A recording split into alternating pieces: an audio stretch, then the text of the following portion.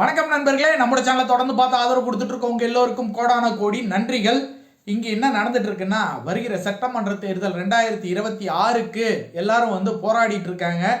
இங்க பாத்தீங்கன்னா விஜய் தன்னுடைய சூழ்ச்சியின் மூலமாக மிகப்பெரிய ஆலமரமாக இருந்த ஏடிஎம்கேவை தன் வசம் வசப்படுத்துறதுக்கான அனைத்து வேலைகளையும், அனைத்து திருட்டுத்தனமான வேலைகளையும் நம்ப வச்சு ஏமாத்துற வேலையை தொடர்ந்து இப்போ அவர் செயல்படுத்திட்டு இருக்காரு.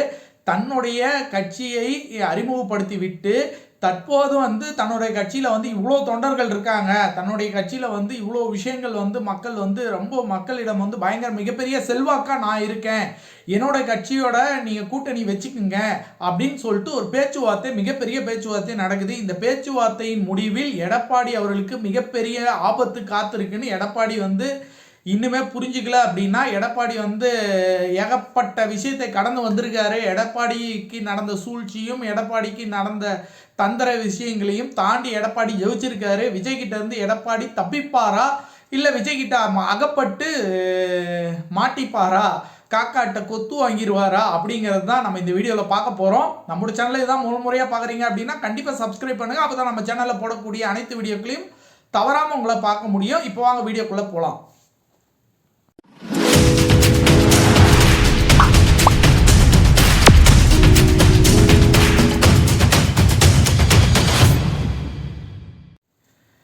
தமிழ்நாட்டில் எதிர்கட்சி ஆளுங்கட்சி அப்படின்னு பார்த்தீங்க அப்படின்னா, எப்போவுமே ஏடிஎம்கே ஆண்டுச்சு அப்படின்னா எதிர்கட்சியாக டிஎம்கே இருக்கும், டிஎம்கே ஆண்டுச்சுன்னா எதிர்கட்சியாக ஏடிஎம்கே இருக்கும். இதுதான் தொடர்ந்து பார்த்தீங்கன்னா ஒரு 30-40 வருடங்களாக இதுதான் தமிழ்நாட்டில் நடந்துகிட்டு இருக்கு. இந்த நடைமுறையை இந்த 2026 எலெக்ஷன் மாற்ற போகுதுங்கிறது 100% உறுதியாக இருக்குது. ஏன்னா அதுக்கான வேலைகள் அண்டர் கிரவுண்ட் வேலைகள் தொடர்ந்து நடந்துகிட்டு இருக்கு. இதில் பலியாட ஆக போகிறது யார் அப்படின்னு பார்த்தீங்க அப்படின்னா எடப்பாடி அவர்கள் தான். எடப்பாடி அவர்களின் சூழ்ச்சி வலையில், விஜயின் சூழ்ச்சி வலையில் எடப்பாடி சிக்கிக்கொள்வார் அப்படிங்கிறதா கிடைச்சிருக்கிற தகவல். என்ன அப்படின்னு பார்த்தீங்க அப்படின்னா, ஏடிஎம்கேவோட டிவிகா தமிழக வெற்றி கழகம் இது இணைய போகுது, இணைஞ்சு சட்டமன்ற தேர்தலில் போட்டியிட போகிறாங்க அப்படிங்கிற ஒரு விஷயம் ஓடிட்டு இருக்கு.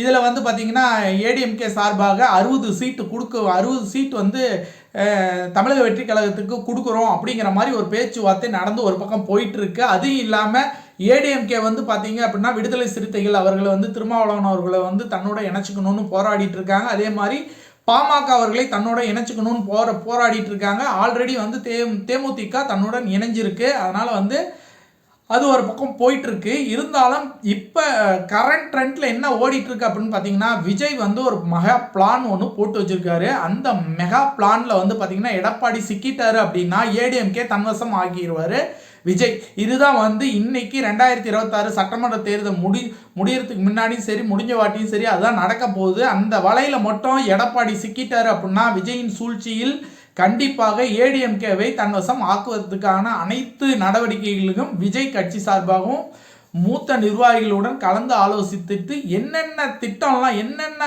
குளறுபடிலாம் பண்ணலாம், என்னென்னலாம் மாதிரி அவங்களோட கூட்டணியில் இணையலாம், அந்த மாதிரி கூட்டணியில் இணையும் போது என்னென்னலாம் கோரிக்கைகள் வைக்கலாம், என்னென்னலாம் எவ்வளோ சீட்டு வாங்கலாம், என்னென்ன தொகுதி வாங்கலாம், நான் கேட்குற விஷயத்தை நீங்கள் பண்ணாதான் உங்களோட கூட்டணிங்கிற மாதிரி மிகப்பெரிய ஒரு பலமான ஒரு விஷயத்தை ஒரு பேச்சுவார்த்தை நடந்துகிட்டு இருக்கு. இந்த பேச்சுவார்த்தையில் வேற வழியே இல்லாமல் எடப்பாடி தன்னுடைய தலைவர் பதவியை தக்க வச்சுக்கணும், வேற வழியே இல்லை. 2026 ஜெயிச்சாலும் சரி தோத்தாலும் சரி ஏடிஎம்கே தலைவராக நான் இருக்கணும் அப்படின்னா கண்டிப்பாக இந்த 2026 சட்டமன்ற தேர்தலில் கணிசமான ஓட்டையும் கணிசமான தொகுதிகளையும் எடுத்து எதிர்கட்சியாவது போயிடணும் அப்படிங்கிறதான் எடப்பாடியோட பாயிண்டாக இருக்குது.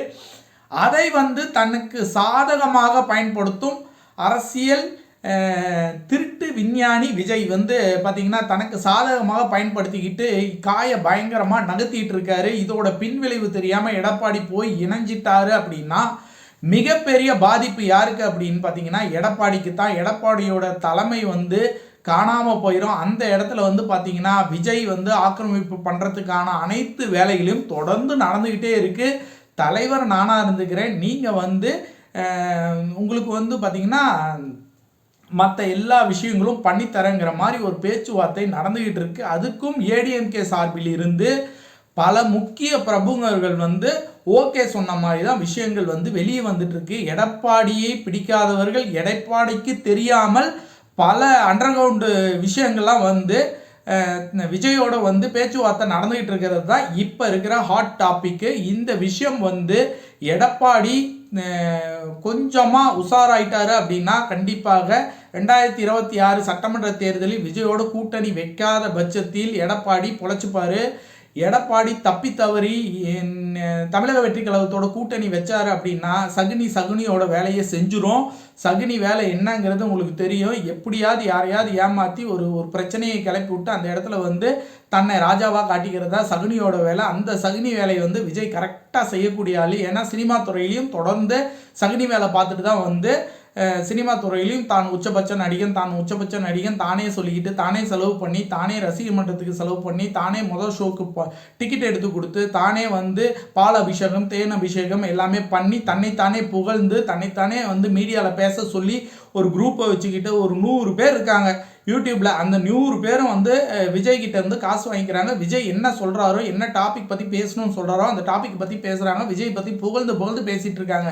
இந்த சூனிய வேலையெல்லாம் செஞ்சுதான் வந்து சினிமாவில் வந்து ஓரளவுக்கு வந்து டெவலப் ஆனது. இப்போ அரசியல் கட்சி ஆரம்பிச்சு இந்த அரசியல் கட்சி மூலியமாக தன் சூழ்ச்சியின் மூலியமாக தன்னுடைய சுயநலத்தை பயன்படுத்தி கொண்டு எப்படியாவது இந்த ஏடிஎம்கேவை தன்வசம் படுத்தி கொள்ள வேண்டும் என்று இன்றல்ல என்றோ ஒரு நாள் முடிவானது. அது என்றோ இல்லை, தலைவா படம் ரிலீஸ் அப்போ போய் கை கட்டி நிற்கும் போது இந்த ஏடிஎம்கே கட்சி என்னை கை கட்டி நின்றுச்சு இல்லை, இந்த ஏடிஎம்கே கட்சியோட தலைவராகவே நான் மாறுவேன் அப்படிங்கிறதா விஜயோடைய உள்சூழ்ச்சி. அந்த உள்சூழ்ச்சி வந்து கொஞ்சம் கொஞ்சமாக அதுக்கான காயை நகர்த்திக்கிட்டே தான் போயிட்டு இருக்காரு விஜய். இதோட தெளிவு வந்து எடப்பாடி அவர்களுக்கு புரிஞ்சு எடப்பாடி அவர்கள் ரொம்ப தெளிவாக வந்து தன்னுடைய கட்சியும் தன்னுடைய அரசியல் எதிர்காலத்தையும் கரெக்டாக புரிஞ்சுக்கிட்டாரு அப்படின்னா கண்டிப்பாக தேமுதிகது தமிழக வெற்றி கழகத்தோட கூட்டணிக்கு போக மாட்டார். அதுக்கு பாரதிய ஜனதாவோட கூட்டணி போனால் கூட அவருக்கு சிறப்பான எதிர்காலம் 2029 கூட காத்திருக்கும். தமிழக வெற்றி கழகத்தோடு போனால் தன்னுடைய கட்சியே இல்லாமல் போயிடும், தன்னோட பதவியும் இல்லாமல் போயிடும். எடப்பாடி அவர்கள் கண்டிப்பாக ஒரு ஆபத்து என்பதை நாம் சொல்லிட்டோம். அந்த ஆபத்தை அவர் வந்து ஆபத்துன்னு நினச்சி அந்த ஆபத்துல இருந்து எப்படி தப்பிக்க போகிறாரா இல்லை அந்த வலையில் மாட்டிக்கிட்டு ஏற்கனவே ஏடிஎம்கே இங்கே 4-3 இருக்குது. இந்த பிரச்சனையில் வந்து புதுசாக ஒருத்தனை கொண்டு வந்து உள்ளே விட்டோன்னா அந்த ஆள் சகுனி வேலையை பார்த்து இருக்கிற ஏடிஎம்கேவை இன்னும் ஒன்றும் இல்லாமல் ஆக்க போகிறாங்கிறது தான் நடந்துகிட்டு இருக்கிற விஷயமும் கூட. எடப்பாடி அவர்கள் தெளிவாக இருப்பாரா இல்லை இதில் மாட்டி ஏடிஎம்கேங்கிற கட்சி அவர் தலைமை எல்லாமே போய் ஏடிஎம்கேவே இல்லாமல் போக போதா இல்லை ஏடிஎம்கேவை தன்வசம் மாற்ற போகிறாரா விஜய்ங்கிறத வரும் நாட்களில் தொடர்ந்து நம்ம பார்த்துக்கிட்டே இருக்க தான் போகிறோம். விஜயோட சூழ்ச்சியும் விஜயோடைய தந்திரமும் வந்து புரிஞ்சிக்கிறது கொஞ்சம் கஷ்டம். ஏன்னா நம்புற மாதிரியே பல விஷயங்கள்லாம் வந்து விஜய் வந்து பேசுகிற ஆள். நம்பிட்டீங்க அப்படின்னா உங்களுடைய அழிவு காலம் ஸ்டார்ட் ஆகிடும். அந்த விஷயத்தை வந்து அழுத்தமாக இந்த இடத்துல பதிவு பண்ணுறேன்.